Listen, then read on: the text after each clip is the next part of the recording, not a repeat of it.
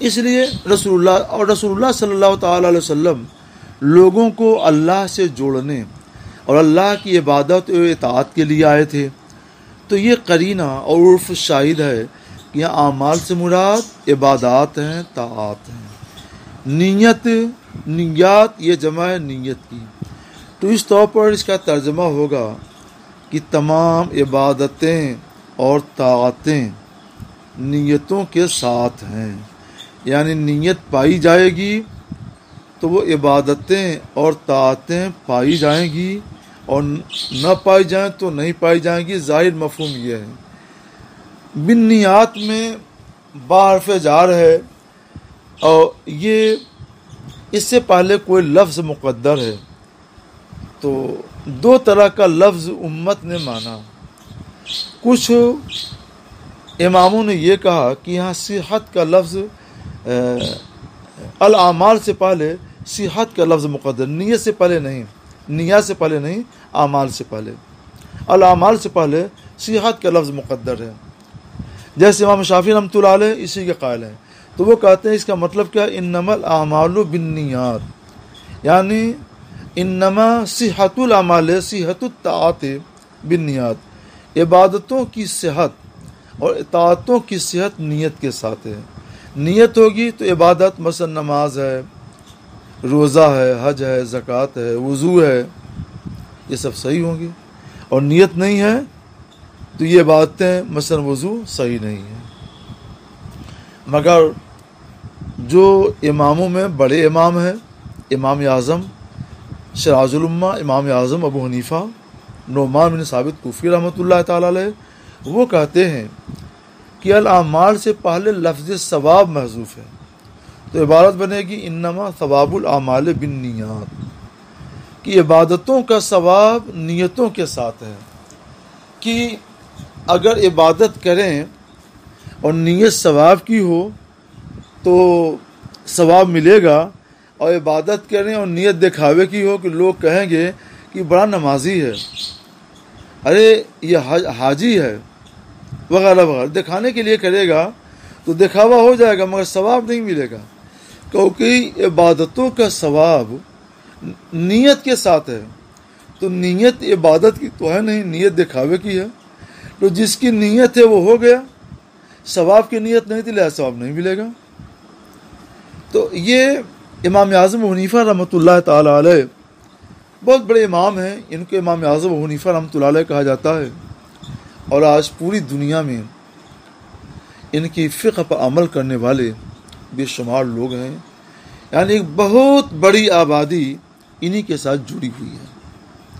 اور حسن اتفاق یہاں پر یہ ہے کہ اس پر ساری دنیا کے امت مسلمہ اور علماء، فقہاء، محدثین سب کا اجماع ہے کہ ثواب اعمال کا تو نیت ہی سے ملے گا.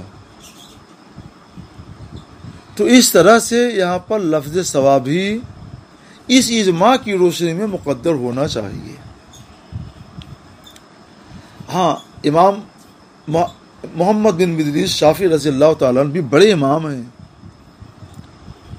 تو ان کی بھی بات ایک حد تک ٹھیک ہے.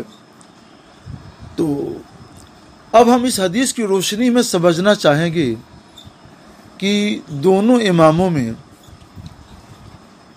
اور کن کی بات کو ہم زیادہ اطمینان کے ساتھ قبول کریں. ایک طبقے نے امام شافعی رحمۃ اللہ علیہ کی بات بھی قبول کیا ہے، لیکن بہت بڑے طبقے نے امام اعظم کی باتوں کو قبول کیا ہے. اس لیے ہم کو سمجھنا چاہیے کہ حدیث ہم کو کیا رہنمائی دیتی ہے. حدیثوں میں ہمیں غور کرنا یہ بہت ضروری ہوتا ہے. وہیں تک دیکھ سکتا ہے نظر جس کی جہاں تک ہے، حدود عشقی منزل خدا جانے کہاں تک ہے، وہیں تک دیکھ سکتا ہے نظر جس کی جہاں تک ہے. امام اعظم رحمۃ اللہ علیہ کی نگاہ بڑی گہری تھی. اب دیکھیے ان کی نگاہ کتنی گہری ہے اور کس گہرائی کو ان کی نگاہ پہنچتی ہے، اس کو سمجھیے. سرکار نے یہی جو کچھ باتیں فرمائی ہیں، یہ بات رسول اللہ نے مدینہ شریف میں جانے کے بعد کہی ہیں، مکہ شریف میں نہیں. رسول اللہ نے لوگوں کو ہجرت حکم دے دیا تھا کہ اپنی جان اور اپنے دین کی حفاظت کے لیے آپ لوگ مکہ سے ہجرت کر کے مدینہ شریف پہنچ جائیں۔ اس وقت ہجرت فرض تھی اور بہت بڑی اطاعت تھی اللہ کی، اور بہت بڑی عبادت تھی اللہ کی۔ اس بات کو ذہن میں رکھ کر کے اب آپ ہماری بات کو سنیں۔ جن لوگوں نے مکہ معظمہ سے اپنا گھر بار، مال دولت سب کچھ چھوڑ چھاڑ کر دین کی حفاظت کے لیے مدینہ منورہ کی طرف ہجرت کیا تھا، یہ 3 طرح کے لوگ تھے۔ زیادہ تر لوگ تو وہ تھے جنہوں نے رسول اللہ کی بات ماننے کے لیے یعنی عبادت کی نیت سے ہجرت کیا تھا۔ کچھ لوگ وہ تھے جنہوں نے دنیا کمانے کے لیے ہجرت کیا تھا، یعنی یہ سوچ کر کہ لوگ یہاں سے ہجرت کر کے اور سارا مال اسباب ہی چھوڑ کر کے جا رہے ہیں، وہاں کچھ رہے گا نہیں، تو ہم چل کر وہاں تجارت کریں گے اور نفع خوب ہوگا۔ تو ان کی نیت اصل میں ہجرت کی نہیں تھی، یعنی ثواب اور عبادت کی نہیں تھی، بلکہ ان کی نیت در حقیقت دنیا حاصل کرنے کی اور تجارت کی تھی۔ یہ 2 طرح کے مہاجر ہوئے۔ تیسرے مہاجر کی تیسری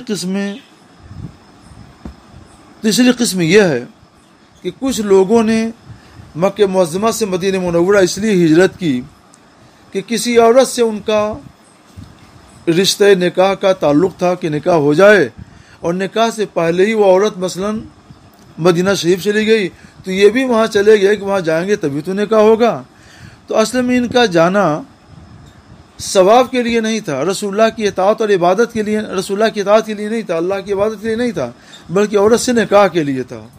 تو 3 قسم کے مہاجر رسول اللہ نے اس حدیث میں بیان کیے ہیں۔ ایک تو وہ جو عبادت کی نیت سے رسول اللہ کی اطاعت کے لیے ہجرت کیے، دوسرے وہ جو دنیا حاصل کرنے اور تجارت کے لیے ہجرت کیے، تیسرے وہ جو نکاح کرنے کے لیے ہجرت کیے۔ تو جنہوں نے ثواب کے لیے ہجرت کیا ان کی ہجرت تو صحیح ہے اور ان کو ثواب بھی ملا، لیکن جنہوں نے دنیا کمانے کے لیے، تجارت کے لیے یا عورت سے نکاح کے لیے ہجرت کیا، انہوں نے ثواب کی نیت سے ہجرت نہیں کیا ہے۔ یہاں نیت ثواب کی نہیں ہے، یا دوسرے لفظوں میں کہہ لیجئے کہ یہاں نیت عبادت کی نہیں ہے۔ تو اب سوال یہ ہے کہ رسول اللہ نے ان دونوں قسم کے مہاجروں کی ہجرت کو صحیح مانا یا نہیں مانا؟ ہجرت اس زمانے میں سب سے بڑی عبادت تھی اور بہت بڑا فرض تھا، اور 2 قسم کے لوگ ایسے ہیں جنہوں نے عبادت کی نیت سے ہجرت نہیں کیا ہے، بلکہ ان لوگوں نے دنیا کمانے کے لیے ہجرت کیا ہے یا عورت سے نکاح کے لیے ہجرت کیا ہے، عبادت کی نیت سے ہجرت نہیں کیا ہے۔ جب عبادت کی نیت سے ہجرت نہیں کیا تو امام شافعی رحمۃ اللہ علیہ کے بطور ان کی ہجرت صحیح نہیں ہونی چاہیے۔ یہ دونوں طرح کے لوگوں کی ہجرت صحیح نہیں ہونی چاہیے، کیونکہ وہ یہ کہتے ہیں امام شافعی رحمۃ اللہ علیہ کہ انما الاعمال سے مراد ہے انما صحت الاعمال، اعمال نیتوں سے صحیح ہوں گے، یعنی عبادتیں نیتوں سے صحیح ہوگی، اور یہاں نیت عبادت ہے نہیں، لہٰذا ان 2 قسم کے لوگوں کی ہجرت صحیح نہیں ہونی چاہیے۔